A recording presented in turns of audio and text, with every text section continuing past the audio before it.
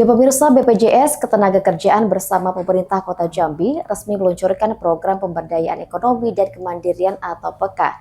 Inisiatif ini membekali ahli waris dan peserta dengan pelatihan kewirausahaan dan keterampilan, memastikan santunan jaminan sosial seperti jaminan kematian dan jaminan kecelakaan kerja dapat dikelola secara produktif menjadi modal usaha yang berkelanjutan.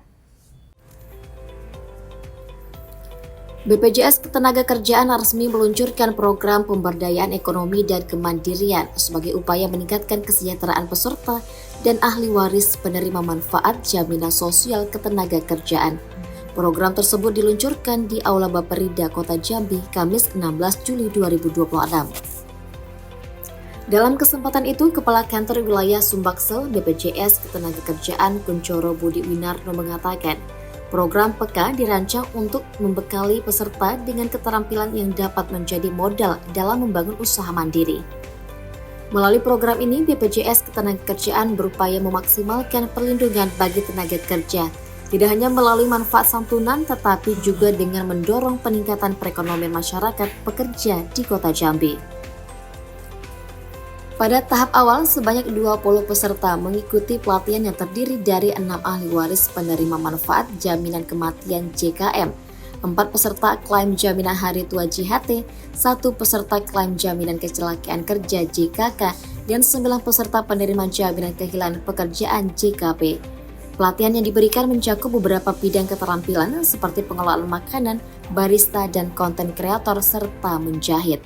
Teman-teman hari ini launching untuk 20 penerima peserta awal, ada pelatihan untuk barista, konten kreator, terus penjahit tadi. Nah, ini adalah awal pengolahan makanan dan penjahit. Ini juga tentu merupakan program awal, tidak akan berhenti di sini.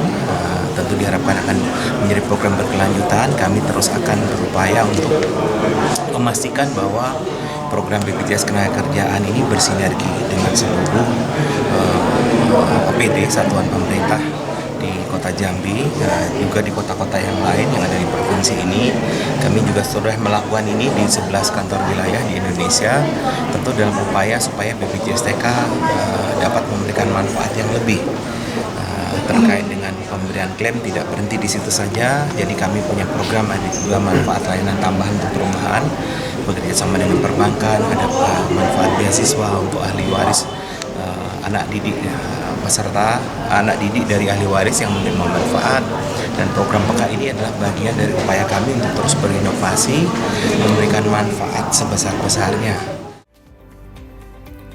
Sementara itu, staf ahli Wali Kota Jambi, Feryadi, dalam sambutannya saat membuka kegiatan, menyampaikan apresiasi atas inisiatif BPJS Ketenagakerjaan yang menghadirkan program pemberdayaan ekonomi sebagai pelengkap perlindungan jaminan sosial ketenagakerjaan. Ia menilai program PEKA sejalan dengan upaya pemerintah Kota Jambi dalam mendorong pemberdayaan masyarakat menuju kemandirian ekonomi. Kota Jambi, alhamdulillah kalau kerjasama dengan BPJS Ketenagakerjaan Pak Hendra sudah luar biasa, sudah mulai dari tenaga kerja kita termasuk RT yang bekerja rentan, bahkan sampai ke pengurus desa rumah ibadah itu di cover, dan lebih lagi alhamdulillah kita bahwa selama ini kita hanya memberikan bantuan berupa uang, tapi tidak tahu mau dikemanakan. Tapi alhamdulillah hari ini dengan program PEKA itu sudah ditingkatkan. Mereka tidak hanya sebagai penerima manfaat, tapi sudah insya Allah.